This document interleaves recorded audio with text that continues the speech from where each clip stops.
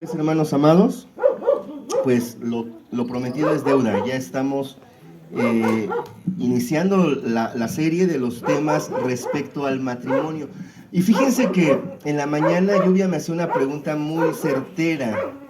Y ya lo había considerado, nada más que no lo había comentado, ¿no? Porque Lluvia me dice, ajá, vamos a hablar temas de matrimonio y los que no están casados Se van a casar.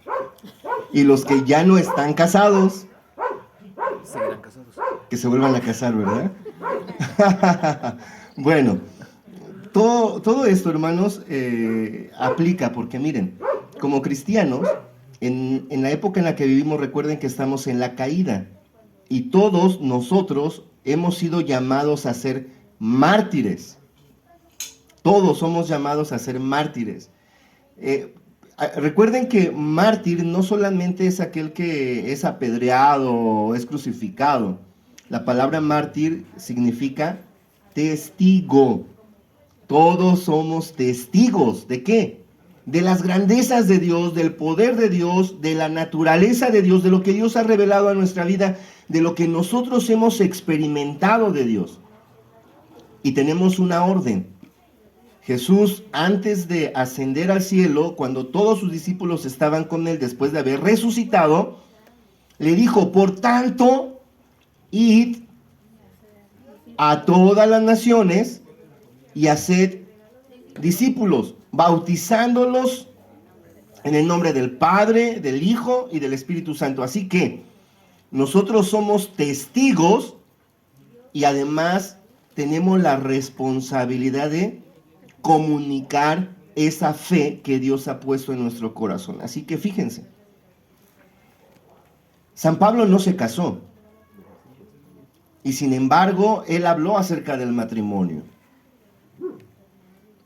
¿Qué quiero decir con esto? Que quizás entre nosotros haya personas que no están casadas o que ya no están casadas y que en sus corazones no hay planes de casarse.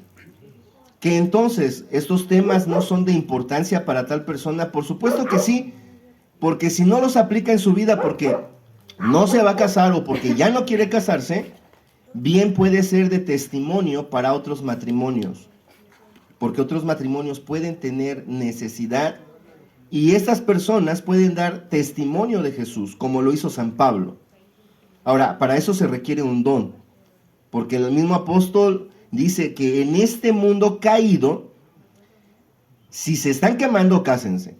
O sea, nuestra naturaleza, el diseño que Dios nos dio es para que nos casemos.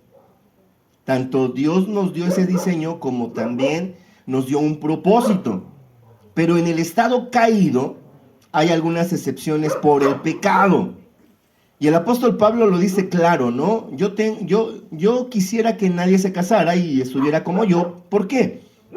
Porque hay proverbios que dicen que el casado vive para agradar ¿a quién? A su esposo o a su esposa. Más el soltero vive para agradar a Dios. Entonces, en ese contexto, San Pablo dice, es mejor vivir soltero para servir a Dios. Ojo, para servir a Dios, no para darle rienda suelta a nuestras concupiscencias, sino para servir a Dios. Pero también dice San Pablo, pero este don no es de todos, ni es para todos. Todos tenemos la necesidad de estar casados, así que si en algún momento estás solo y el Señor pone en tu corazón esa necesidad de casarte, pues ora a Dios y dile, Señor, pues preséntame, ¿no? A alguien, a una buena muchacha, a un buen muchacho, pero que sea conforme al corazón de Jehová, ¿vale? Entonces ahí está la justificante. Entonces este sermón estos estudios es para todos. Todos lo necesitamos, directa o indirectamente. ¿Y qué hay de los matrimonios que ya tienen experiencia y que simplemente, pues dirían, entonces, ya tengo más de 40 años y sigo con la misma esposa y los mismos hijos en la misma casa? ¿Eso de qué me va a servir? Pues bueno, solo se va a gloriar y va a decir, eso hemos hecho, así fue, así pasó. Sí. Y entonces se van a dar cuenta cómo Dios, sin tener el conocimiento, los fue guiando en su matrimonio para que el día de hoy estén sólidamente casados y unidos y ya llevan más de 40 años, ¿no? Por ejemplo. Hace 8 días extrañamos a nuestro matrimonio, pues, aquí estelar, a nuestra hermana Alicia y nuestro hermano Salvador. Pero, fíjense, 53. Bueno, vamos a orar. Amantísimo Dios, que tu palabra, la cual es viva y eficaz, sea aplicada a nuestro corazón. Que tú produzcas tanto el querer como el hacer tu voluntad para agradarte. Y que solamente respondamos, Señor, en gratitud y en obediencia a la obra que tú has hecho en favor nuestro. Gracias, Señor, por hacernos habitar en familia. Gracias, Señor, porque no estamos solos. Nunca hemos estado solos.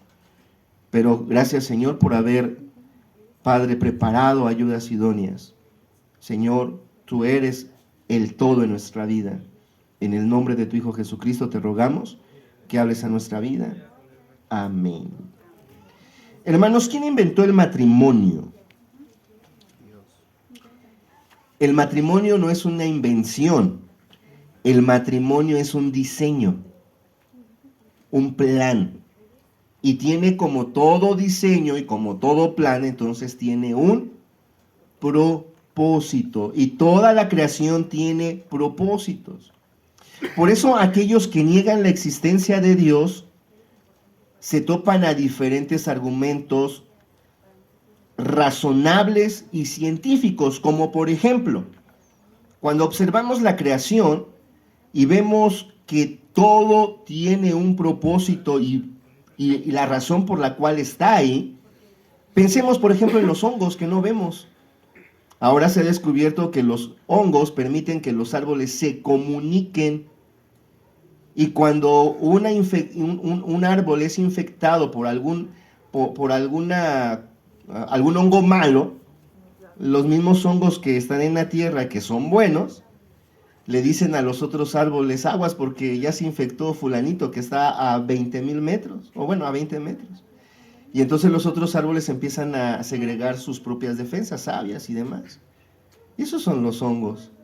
Entre esos hongos nosotros conocemos algunos como los sanjuaneros, los que salen en tiempo de lluvias y que en la parte de abajo son rositas y en la parte de arriba son blancos. Y en tamal, oh, qué delicia, de veras. Y así, todo tiene propósito. Entonces, ante eso, es un argumento científico, decimos, la creación tiene tanta perfección y en su diseño hay tantos propósitos, que no es otra cosa más que la manifestación de un ser con propósitos. Así define. Otra, dice, las naciones, porque las naciones también son creación, las culturas, en todas las culturas, en todas las épocas, siempre se ha cuidado salvaguardar la integridad de la familia y de la sociedad, siempre. O sea, a través de una ley que ahora le denominamos ley moral. Pero antes no la conocían, no sabían que se llamaba ley moral, solo la practicaban. O sea, no conocen la ley direccional, pero en sus corazones, es decir, no conocen a Dios, pero en sus corazones Dios ha puesto una ley moral. Y entonces ahí está otro argumento científico. ¿Qué es lo que detiene al hombre para no ser malo tan malo? Porque sí es malo, pero hay algo que lo detiene, porque si no lo detuviera, entonces se destramparía. Ese es Dios. Claro, debe de haber alguien, un ser espiritual, perfecto y todopoderoso, que induce todas las cosas para bien. O sea, esos son los argumentos. El matrimonio también es un diseño y también tiene entonces un propósito. Dios es el autor del matrimonio y no hay nada más hermoso que disfrutar esta relación tan importante de acuerdo con el diseño del Creador. Y vamos a contextualizar esto, hermanos. Miren, acuérdense la forma en la que nosotros vemos el tiempo, que es lineal. Creación, caída, redención. En la creación, ¿cómo fue el matrimonio? Y aquí tenemos el ejemplo, la lectura que acabamos de tener. En esta lectura dice que fue Dios, dice, tomó pues Dios al hombre y lo puso en el huerto del Edén. Vamos, el contexto de esto está en el capítulo 1, cuando Dios en el primer día, ¿se acuerdan? Dice, y todo estaba desordenado y vacío, y entonces en el primer día Dios separó la luz de las tinieblas, y fue el primer día, y fue la primera noche, y a la luz le llamó día, y a las tinieblas llamó noche. Y luego ahí vemos en el capítulo 1, que en el sexto día, después de haber creado todo, después de haber creado el huerto y todo lo que existía, entonces dijo Dios, en el sexto día dijo Dios. O sea, no fue un accidente, sino fue un plan. Dijo Dios, hagamos al hombre conforme a nuestra imagen, conforme a nuestra semejanza y con un propósito, para que señoree, para que, en otras palabras, administre la creación. Es decir, hagamos un mayordomo. Eso es lo que podríamos pensar. Cuando dijo Dios, hagamos al hombre, y todo lo que dice, lo puedo reducir en esta simple palabra: hagamos un mayordomo, porque la casa ya está. Pero hace falta alguien que la cuide, que cuide de las aves, porque eso es sojuzgar. El mundo no sojuzga, el mundo impone su mala justicia. Fíjense, hago aquí un paréntesis, porque en la caída está todo tan distorsionado que en lugar de cuidar, destruimos. Somos muy egocéntricos. Pensamos que todo lo merecemos y nunca nos ponemos a pensar en nuestro prójimo, porque estamos en un mundo caído, lleno de maldad. Eso es consecuencia del pecado, pero eso no fue siempre así. Hubo una creación y en la creación todo era perfecto. Pero en la caída, a consecuencia del pecado, el hombre se ha convertido en un egocéntrico y frente a Dios un idólatra. Tiene frente a sus narices tanta evidencia de la existencia de un Dios, pero su corazón es necio. Y la Biblia lo menciona. Dice el necio en su corazón, no hay Dios. O sea, frente a tanta evidencia, dice el necio, no hay Dios. Pero bueno, ese no es problema de Dios, es el problema del necio, porque el único que sufre las consecuencias de alejarse de ese creador es el mismo hombre. Entonces, veamos el versículo. Eso es, les decía, el contexto de cuando Dios tomó al hombre y lo puso en el huerto está en el capítulo 1. Y entonces puso Dios al hombre en el huerto para que lo sojuzgara, para que lo dirigiera, para que lo administrara, para que incluso para desarrollarlo. Y para eso Dios pensó en dotarle de la capacidad para que lo hiciera. Y lo primero que le puso fue lo que nosotros conocemos y que tenemos que entender qué significa correctamente: libre albedrío. Nadie más tiene libre albedrío en la creación. En la primera etapa, no en la caída, estoy hablando de la creación. Dios puso al hombre en su corazón el poder, ese es el libre albedrío, el poder de querer hacer lo bueno o querer hacer lo malo. Ese es el libre albedrío. Porque no hay nada externo ni nada interno que lo motive a hacer o lo bueno o lo malo. Simplemente está tan neutro, es puro, nunca ha pecado y nunca ha probado el pecado, que entonces él puede decidir obedecer o desobedecer. Y ese es el libre albedrío. Y es la capacidad que Dios le dio. Pero ¿qué pasa en la caída? En la caída el hombre ya no puede dejar de pecar. Ahora el hombre está condicionado al pecado. Y por más que quisiera hacer lo bueno, dice San Pablo, me encuentro haciendo ¿qué? Lo malo. Pero aclara, y entonces ya no soy yo. ¿Cómo? Entonces Pablo es bipolar, hay dos personalidades en él. No. En él hay dos pensamientos que luchan ahora. Un pensamiento espiritual, según la Biblia le llama el nuevo hombre, y un pensamiento espiritual viejo, malicioso, concúpito, que se llama viejo hombre. Y esos pelean internamente, no son dos personas, son dos sentimientos. Uno producido por el pecado y otro producido por el Espíritu Santo. Y entonces el apóstol Pablo dice, pero no me dejo dominar. Entonces, en la caída, cuando nosotros venimos a Cristo, cuando nosotros rendimos nuestra vida a Dios, Dios nos vuelve a dar la capacidad para resistir el pecado, para resistir el mal. Pero tenemos que estar en Cristo.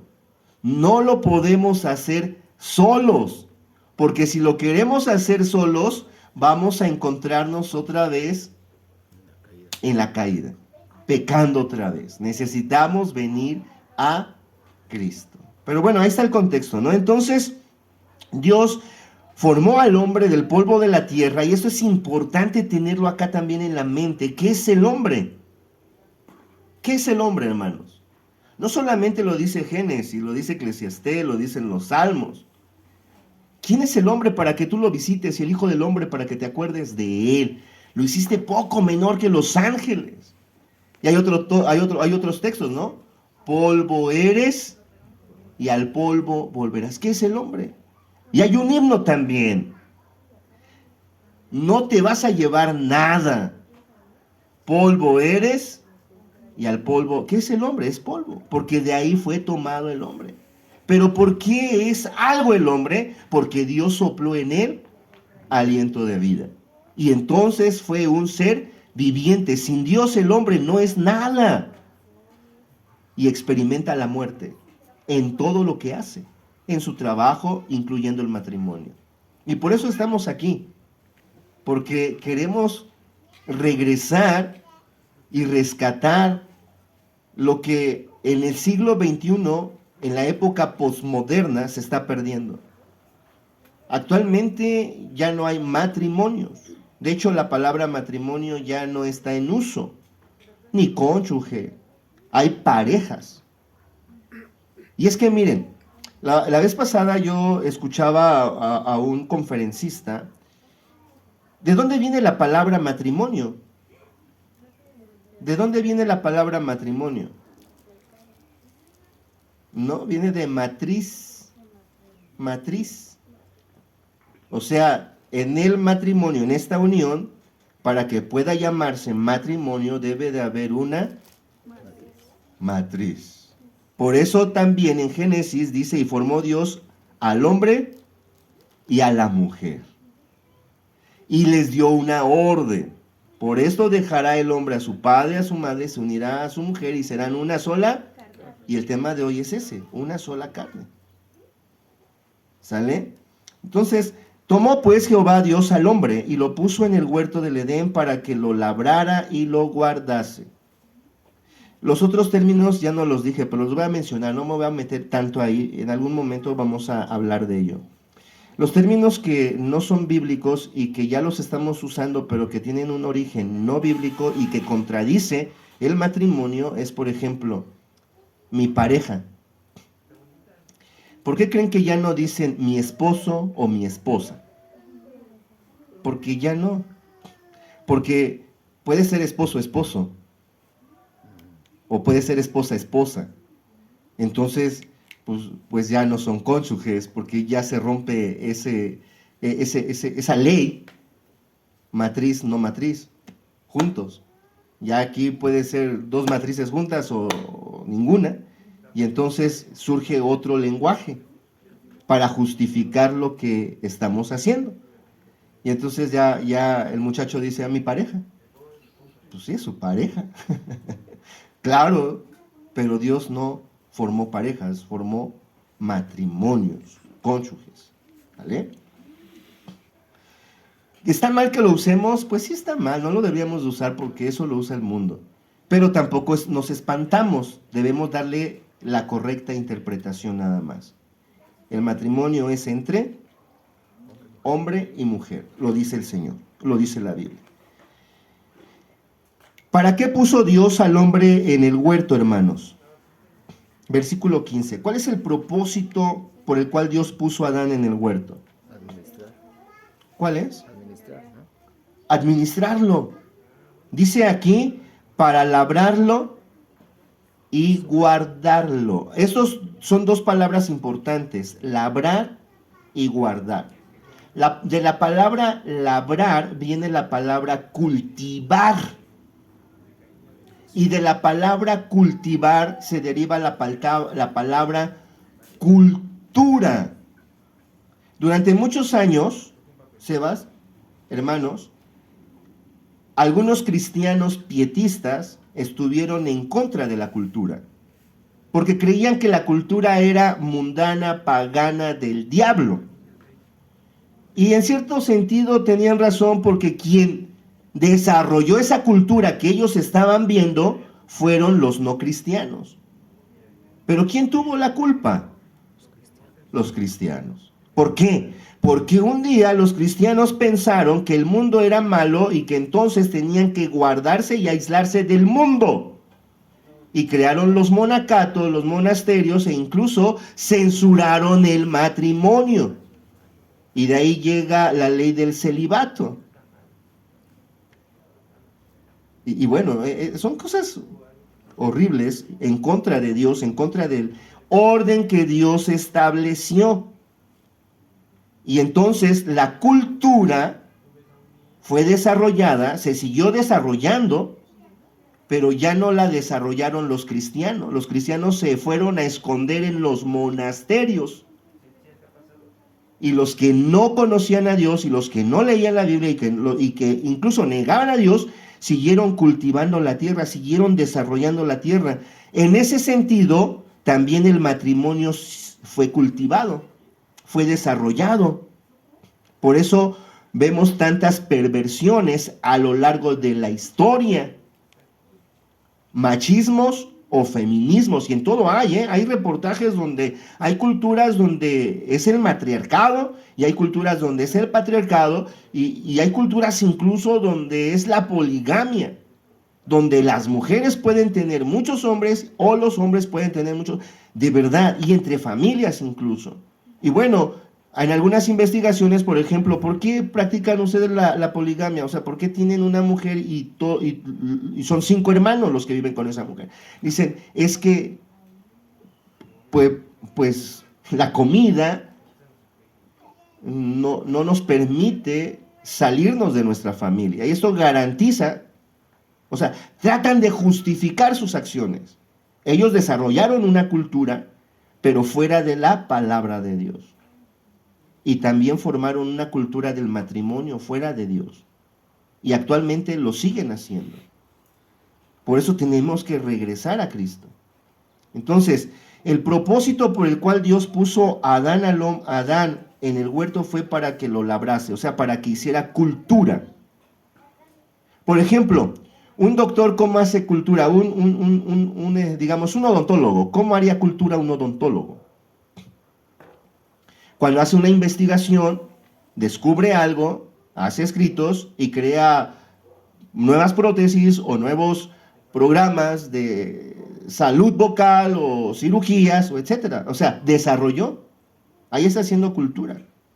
Cualquier médico puede hacer eso, sea cristiano o sea no cristiano, sí, cualquiera.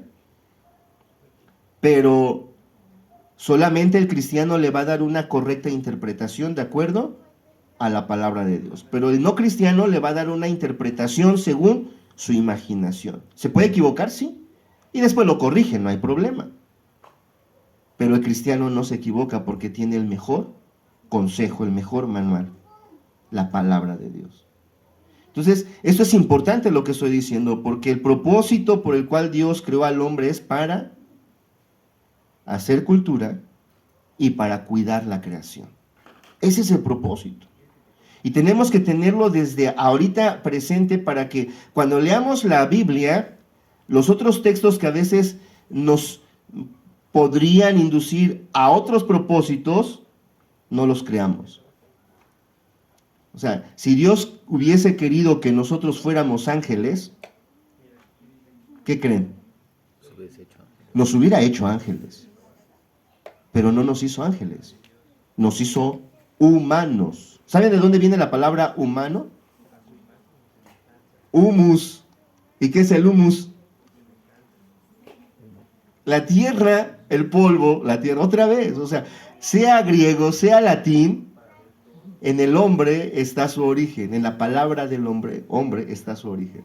Y su origen es el polvo de la tierra. ¿Y quién hizo el polvo de la tierra? Fue Dios. ¿Y para qué hizo al hombre entonces? Para que haga cultura y para que cuide de la creación. ¿Qué pasó en la caída? El hombre hace una cultura pecaminosa y en lugar de cuidar la creación, con lo que él descubre, la destruye. Un ejemplo, hermanos, la bomba atómica. O sea, esa energía limpia que si la supiéramos usar correctamente, no tendríamos la necesidad de estar contaminando al mundo. Pero el hombre caído utilizó ese descubrimiento, esa cultura, para destruir a su semejante. Esa es la diferencia. Teniendo esto en mente, Dios le dio una orden, versículo 16. ¿Qué orden le dio Dios? Y mandó Jehová Dios al hombre ¿qué? ¿Qué le dijo? Que de todo árbol podía comer, que estuviera alerta, porque el día que comiera del árbol que estaba en medio, ciertamente ¿qué? A esto se le llama dirección. Dios no solamente creó al hombre y lo puso en el huerto y le dijo que lo labrase y lo cuidase, sino además también le dio consejo. Dios estaba con él y caminaba con él de la mano. Versículo 18. ¿Qué dice el versículo 18? ¿Cuál era la situación del hombre? Estaba solo. Estaba solo. Pero, ¿en qué sentido solo? Tenemos que entender eso, ¿no? En sentido de género, ¿no? No en un sentido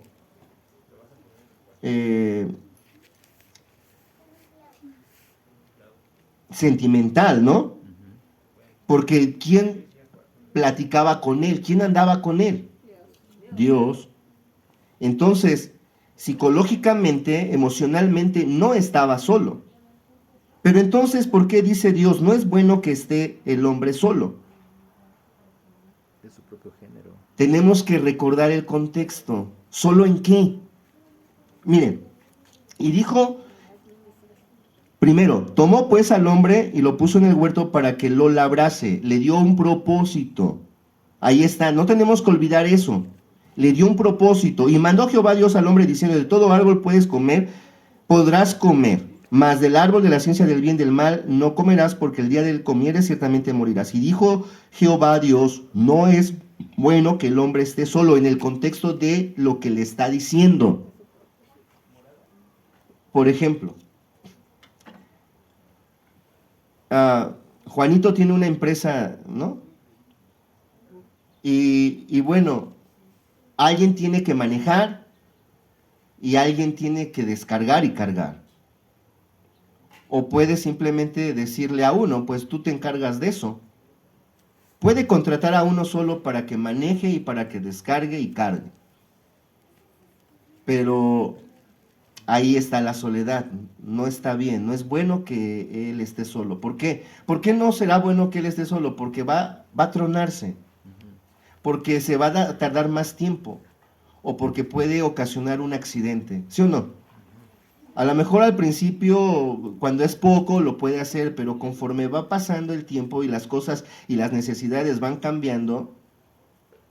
¿Por qué digo esto? Lo estoy inventando, no, hermanos, porque miren, más adelante lo dice.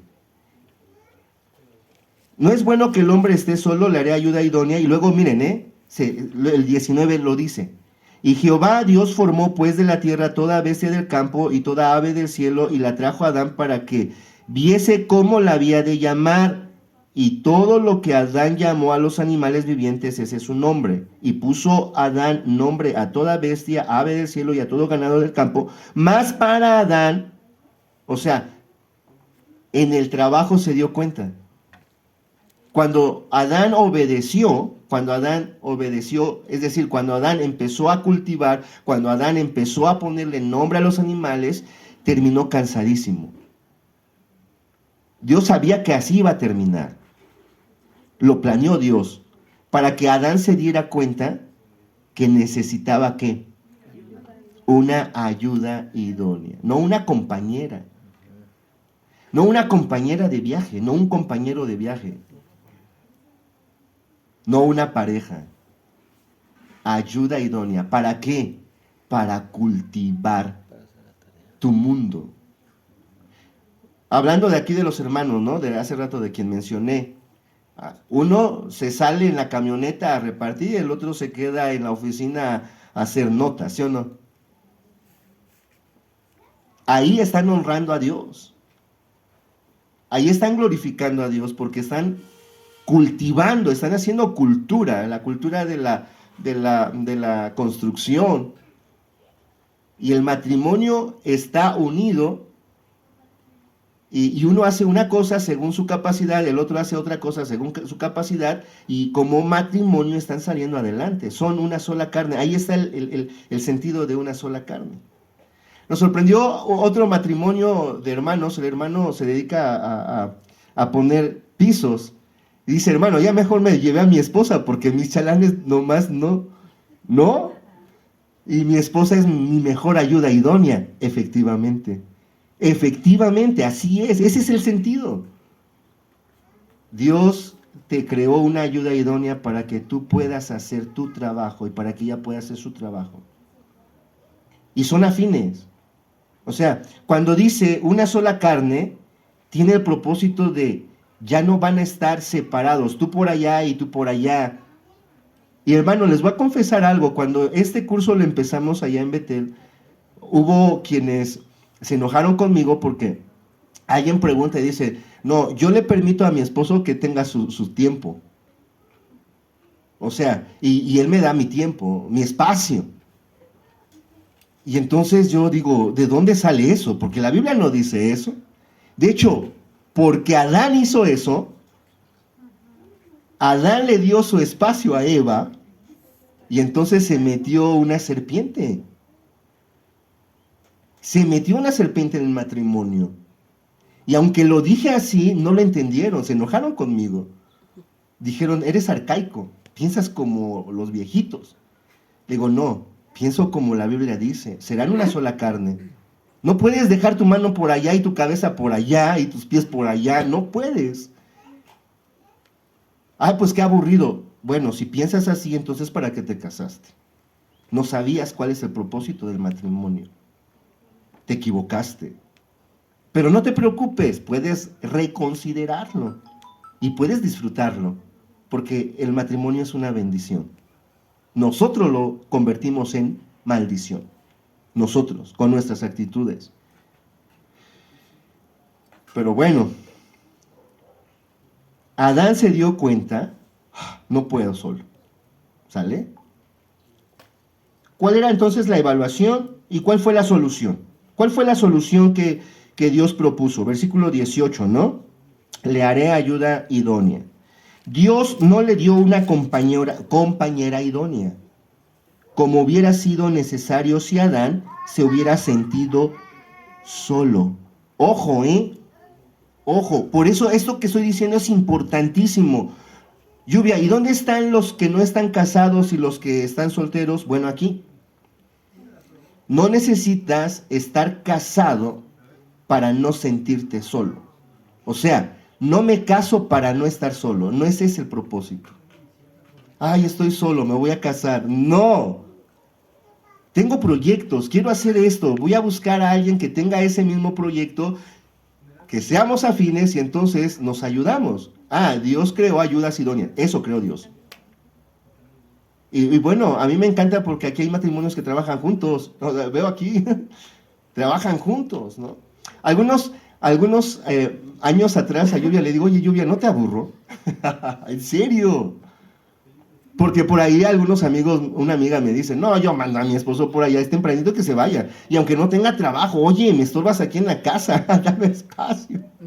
Llego con Lluvia y le digo, oye Lluvia, no te aburro todo el día nos vemos. Y cuando tengo que hacer mis visitas, ¿quién cree que me acompañe? Pues sí. En todo está ahí la lluviosa. Mi lluviosa hermosa. ¿Sale? No es bueno que el hombre esté solo. Ser una sola carne es estar juntos. Meditemos, hermanos, cuáles han sido los problemas o las artimañas que Satanás ha usado para que no seamos una sola carne. La cultura, por ejemplo. El espacio. Dale su espacio a tu esposo. Dale su espacio a tu esposa. ¿Y saben en qué termina? En embarazos, en infidelidades. ¿En serio? ¿Y por qué lo digo? Porque soy antihumano y le echo al hombre. No. Esa es la naturaleza del hombre, bajeza.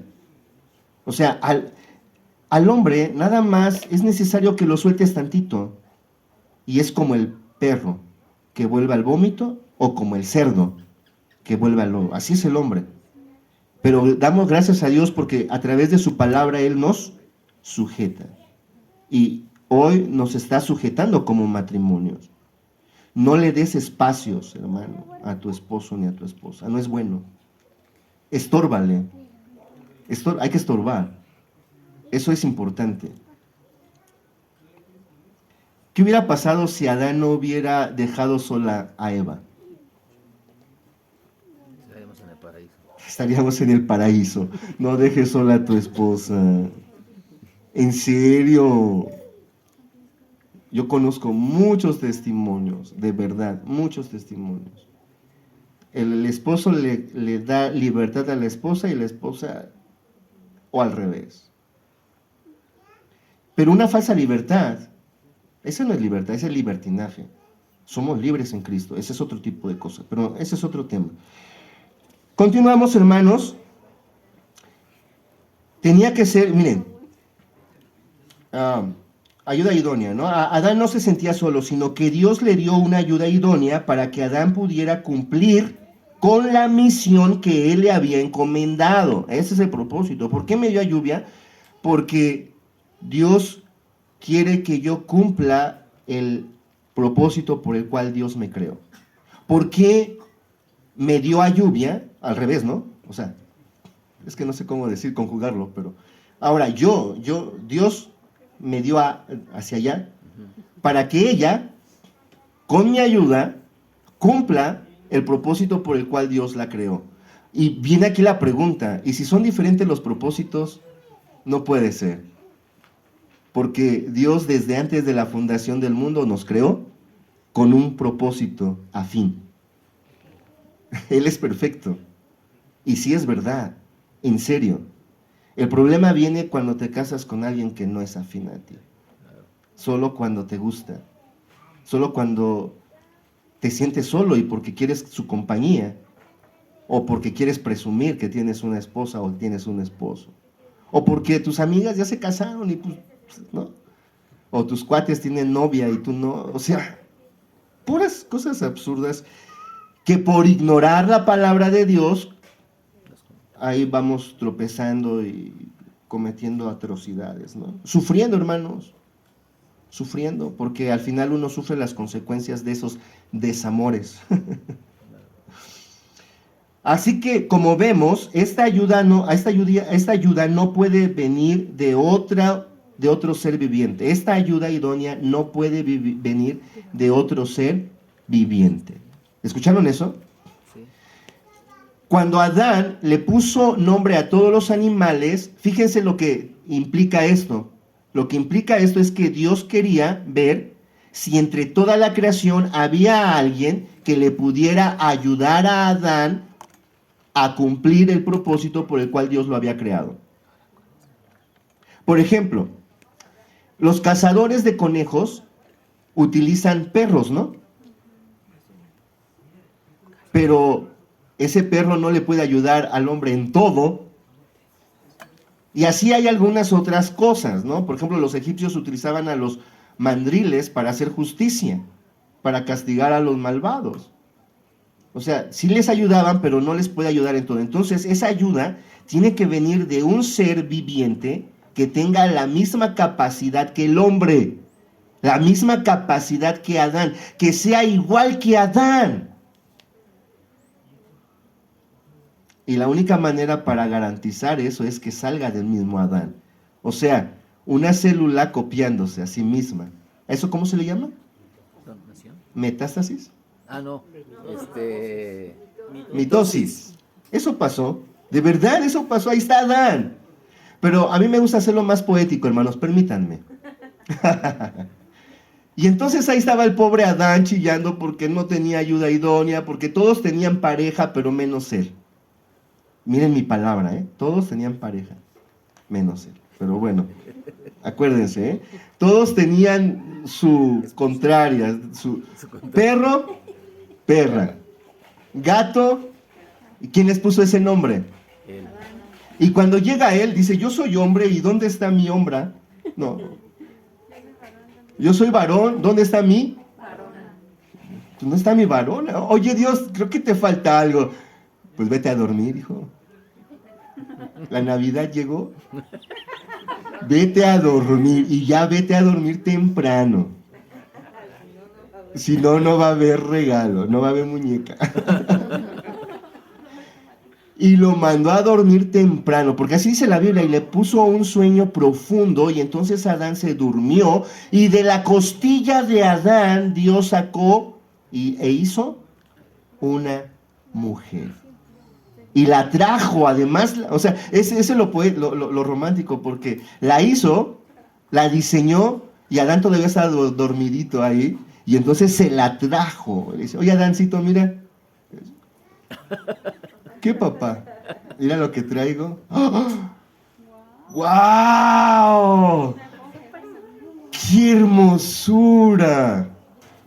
Carne de mi carne, porque se parece a mí, y hueso de mis huesos. ¿Cómo la voy a llamar? Varona.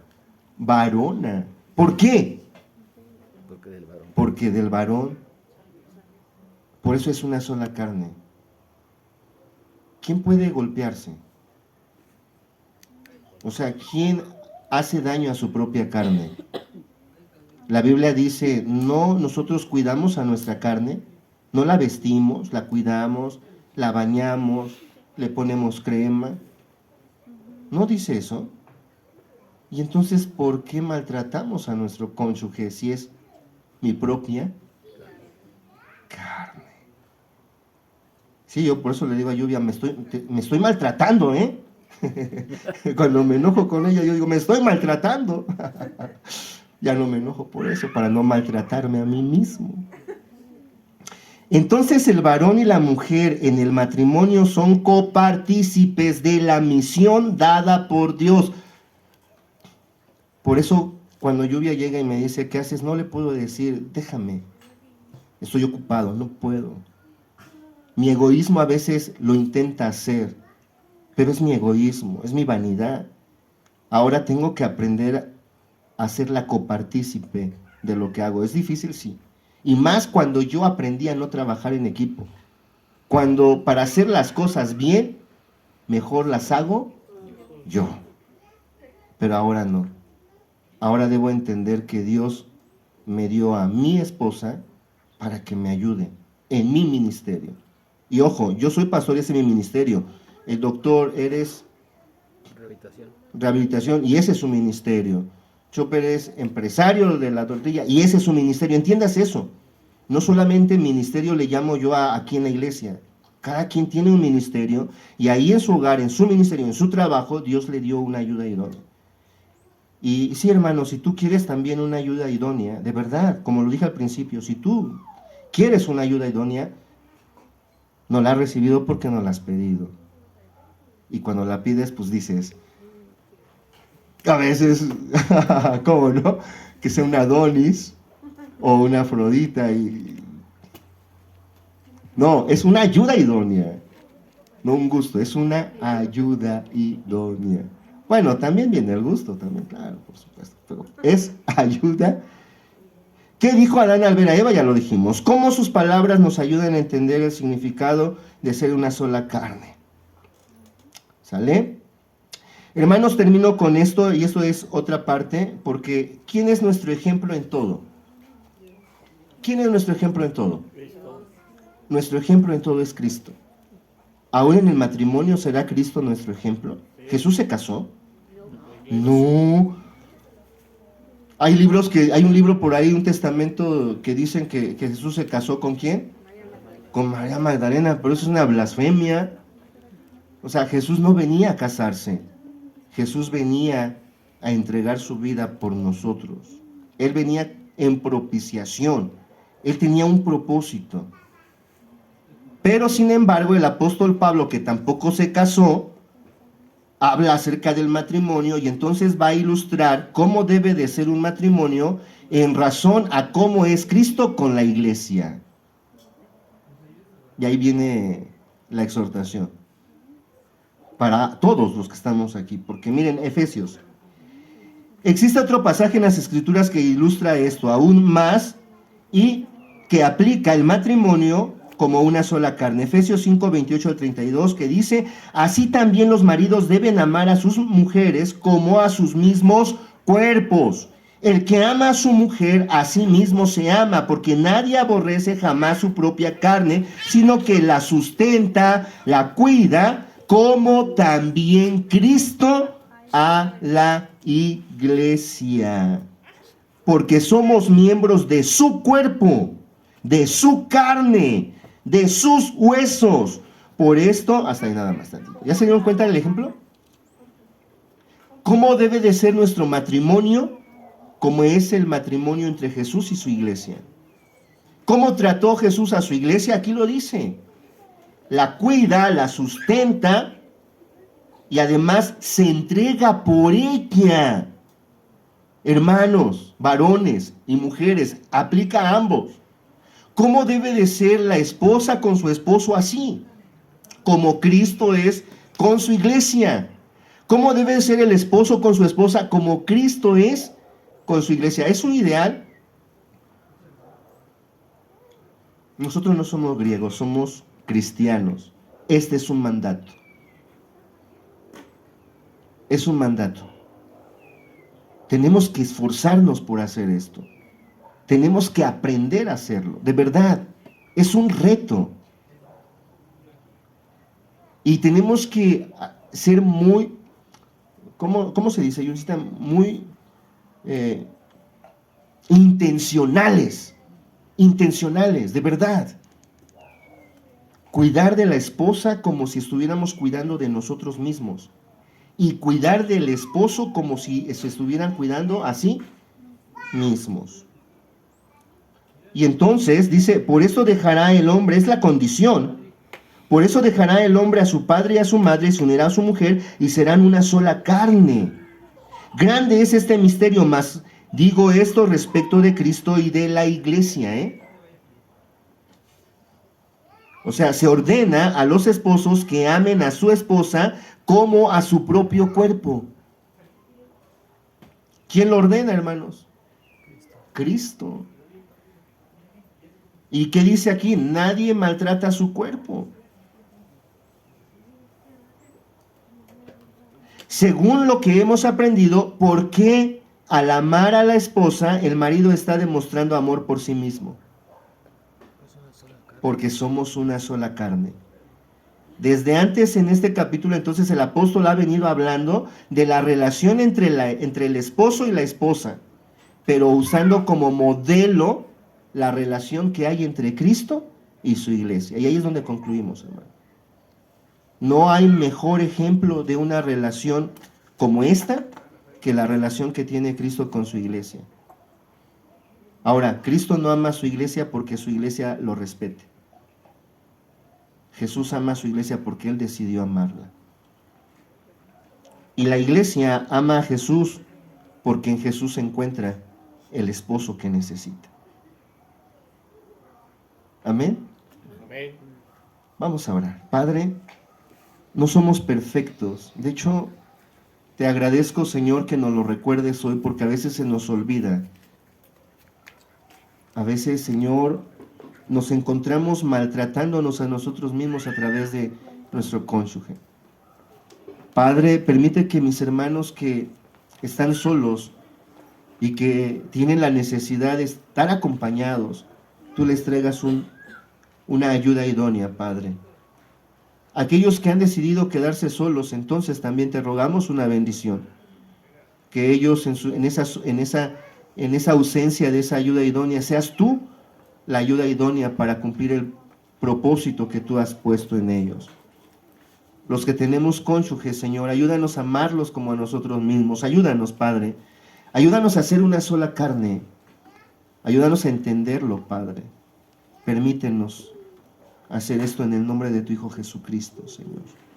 Te damos muchas gracias y te lo agradecemos, Señor. Amén. Les voy a dar unas hojitas.